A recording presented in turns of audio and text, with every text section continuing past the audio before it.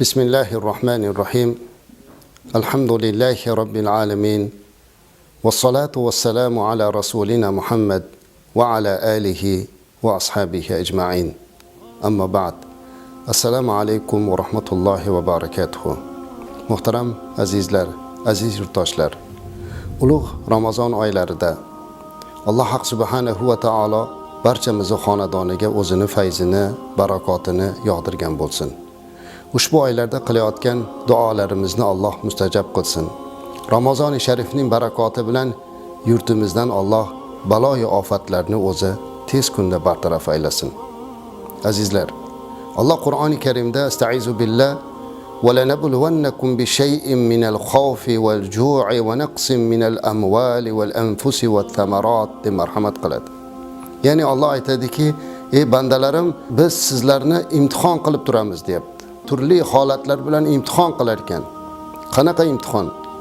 Va lanabluwannakum bi shay'in minal khawf, bir xavf solib, bir qo'rqinch solib, ochlik berib, ba'zi birda mevalarimizni, ba'zi bir ziroatlarimizni qisqartirishlik bilan ba'zan safimizdagi ba'zi insonlarni bu dunyodan olib ketishlik bilan turli xavf va xatarlar bilan Alloh taolo bizlarni imtihon qilar ekan. Mana shunday imtihonlardan eson omon o'tgan bandalarga Alloh taolo ajr va jannat va'dasini bermoqda. Shunday ekan, azizlar, boshimizga har xil sinovlar kelayotgan bir paytda biz sabrli, qanoatli bo'lishimiz kerak. Dar haqiqat mana bu koronavirus degan musibat keldi. Bu butun olamga bir sinov keldi. Shuningdek bizga ham. Buni qo'limizdan kelganicha Allohdan so'rab duolar qildik. Hukumatimizga ming rahmat, yurtboshimiz boshchiligida barcha mutasaddilar harakat qilib, bu kasallikni deyarli bartaraf qilishlikka harakat bo'lyapti. Tez kunda Alloh taolo buni ko'tarsin. Lekin Allohning sinovlik kunlari bor ekan boshimizda, azizlar. Mana hamyurtlarimiz bo'lgan Buxoro viloyatida bir tabiiy ofat keldi. Alloh bir shamol yubordi. Bir qancha fuqarolarimiz iqtisodiy jabr ko'rdilar. Ba'zi birlarida bir oz ko'ngilsizlik ham bo'lib o'tdi. Endi uni to'xtatib turgan bir paytda Sirdaryo viloyatidagi Sardoba suv omboridagi suvni toshishligi esa bizni judayam o'ylantirib qo'ydi, tashvishga soldi. Necha minglab hamyurtlarimiz o'zlarining uylarini tashlab boshqa joylarga chiqishlikka majbur bo'ldilar. Azizlar, bunday holatda musulmon odam har qanday musibatda Allohdan deb bilib, bunga sabrda turmoqligi kerak. Mana shu ketma-ket sinovlar bo'layotgan bir paytda bir narsani fahmladimki, bizning xalqimiz mehr muruvvatini yo'qotmagan, bir-biriga oqibatli xalq ekanligini mana shu sinovli kunlarda yana bir karra ko'rsatdi. Biz o'ylardikki, oramizdan qadr-qimmat, mehr oqibat ko'tarilib ketdi, odamlar boshqacha bo'lib ketdi deb o'ylardik. Yo'q, xato qilgan ekanmiz azizlar. Bu bir necha asrlik, ming yillardan ortiq kelgan qadriyat xalqimizni qoniga kirib bo'lgan ekan, alhamdulillah. Bu qadriyat bu xalqimizdan ko'tarilmoqda. Vakillik.uz. Hamma bir-biriga yelkadosh bo'lyapti. Hamma bir-biriga yordam beryapti.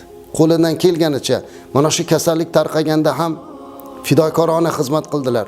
Xalqimiz kimlardir aytaylik olib kelib moli dunyosi bilan yordam beryapti, qo'lidan kelganicha homiylik qilyapti, qo'ni-qo'shnisidan, beva bechoradan xabar oldi. Buxoroda ham ayni mana shu. Sirdaryoda esa azizlar, odamlar, men o'zim Sirdaryoga borib ko'rdim. O'sha uylardan ajrab kelganlarni hamma odamlar bo'lib uylariga olib ketdilar. Men uyimda boqaman deb olib ketyaptilar. Tanimagan odamlarni uyiga olib joylab, ularga uyini bo'shatib beryapti. Ha azizlar, bizning xalqimiz mana shunday xalq ekan. Shu munosabat bilan men butun xalqimizga qo'lim ko'ksimda turib rahmatlar aytaman. Alloh bu go'zal diyorimizdan mehrni, oqibatni aslo judo qilmasin. Va shuni bilan birga azizlar, yana bir haqiqatni aytishimiz kerak. Bu faqat haqiqat azizlar. Kimgadir aytaylik yaxshi ko'rinish, kimgadir maddohlik qilish ma'nosida aytmayman. Har qanday musibat boshimizga kelgan paytda bizga eng birinchi yordamga kelayotgan, bizni tashvishimizni aritayotgan kasb egalari bor, xizmatchilar bor. Bular mana shu huquqni muhofaza qiluvchi tashkilotlar, ichki ishlar xodimlari, Milliy gvardiya deymiz. Mana shu yelkasida pogoni bor kimsalar. Qarang, eng og'ir kunlarda bular yonimizda turdi. Ayniqsa mana shu koronavirus davrida ham ichki ishlar xodimlari, yosh yigitlar uyma-uy yurib, odamlarni tinchlikka chaqirib, ko'chalarda yurib, iltimos, koronavirus kasalligidan o'zingizni ehtiyot qiling deb yuribdilar. Mana bir ichki ishlar xodimida ishlaydigan yaxshi bir do'stim, og'aynim bor. 2 oydan beri uyimga borib, bolamni bag'rimga bosa olmayman domla deydi. Uyga boraman, kiyimimni bir almashtiraman-da, mashinamda uxlab, mashinamda qaytyapman deydi. O'g'illarimni, meni ham qizlarim bor, sog'indim deyapti. Siz o'zingiz tasavvur qilib ko'ring, mana shu virus chiqqan joyda ham, eng qiyin joylarda ham mana shu yigitlarimiz, o'g'lonlarimiz turib bermadilarmi? O'zi umuman azizlar, xalqimizni boshiga musibat tushganda birinchi bo'lib kimga murojaat qilamiz? O'g'ri tushdi deb xabar keldi deylik. Musibat bo'ldi deb xabar qildi.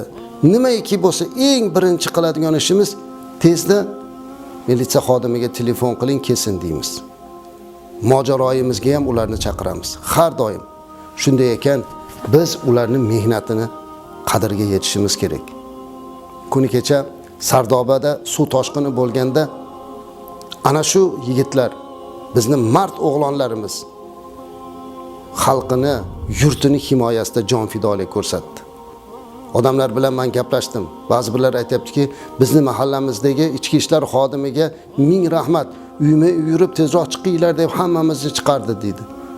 Uni orqasidan Milliy gvardiya keldi. Hammalar o'sha joyda turdi. Ayniqsa 31 yoshga kirgan Husniddin ismli Milliy gvardiya xodimi shahid bo'ldi.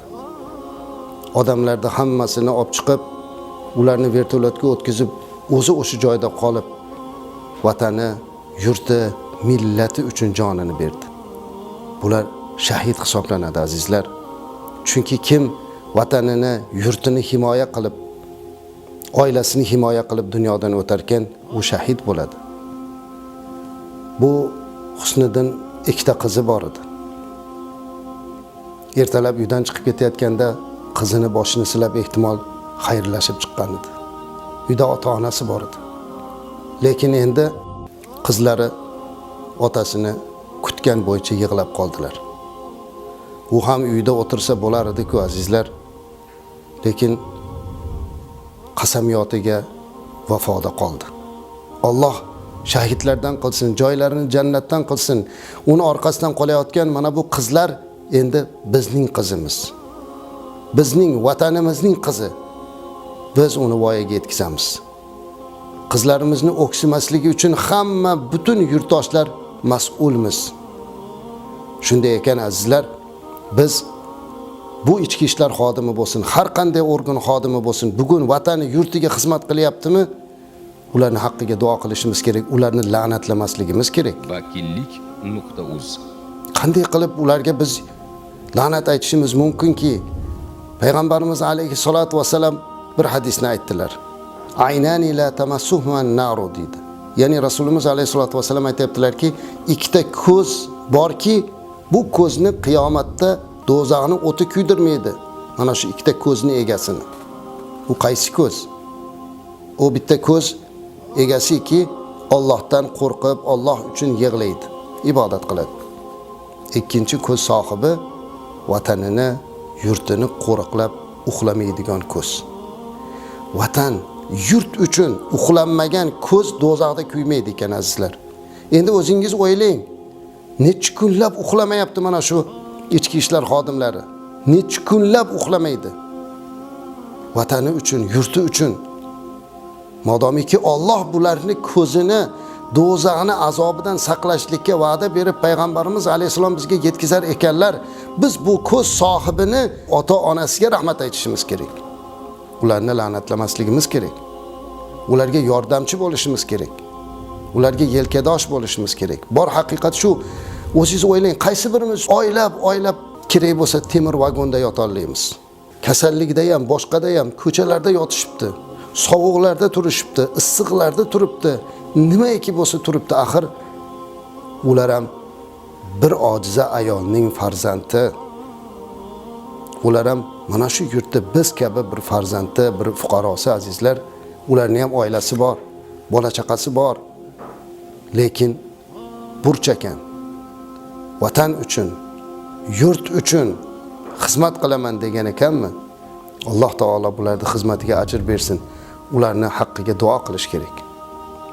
Sahih hadisda aytiladiki, payg'ambarimiz alayhisolatu vasallam shunday degan ekanlar: bir kun soqchi bo'lish, posbon bo'lish, bir kun vatanini, yurtini, yurtdoshlarini qo'riqlab bir kunini sarflash, bir oy kechalari namoz o'qib, kunduzi roza tutgandan ko'ra yaxshiroq degan ekanlar. Payg'ambarimiz alayhisolatu vasallamning gaplarini aytayapman azizlar. Bir kun, 2 oy, 3 oylab uxlamasdan qo'riqchilik qilib, posbonlik qilayotgan bu ichki ishlar xodimi, Milliy gvardiya, huquqni muhofaza qiluvchi barchalariga faqatgina biz mana shu payg'ambarimiz alayhissalom va'da qilgan savoblarga erishishlarini so'raymiz. Muhtaram azizlar, biz bugun boshimizdan og'ir sinovlarni o'tkazayotgan bir paytda mana shunday kasallik bo'lsin, mana bu tabiiy ofatlar bo'lsin, lekin bir-birimizga bo'lgan muhabbatimizni, qadr-qimmatimizni, oqibatimizni saqlagan holda qilayotgan har bir insonning mehnatini qadrlashimiz kerak. Ichki ishlar xodimlari va barcha organ xodimlariga biz o'zimizni tashakkurlarimizni aytamiz. Alloh sizlarni salomat qilsin. Sardobada shahid bo'lgan Milliy gvardiya xodimini oilasiga ta'ziya izhor qilamiz. Alloh sizlarga sabr bersin. Ilohim bundan keyin birorta xalqini, yurtini himoya qilayotgan xodimlarimizni, mana shu ichki ishlar xodimi bo'lsin, Milliy gvardiya bo'lsin, qo'yingki kim bo'lsin, vatanini, yurtini himoya qilayotganda birortasi ham nobud bo'lmasin. Ilohim farzandlari, oilasi davrasiga doim sog' omon borishlarini Alloh nasib qilsin. Sizlar bilan biz xalq doim yelkadoshmiz azizlar. Alloh sizlarni salomat qilsin. Assalomu alaykum va rahmatullohi va barakatuh.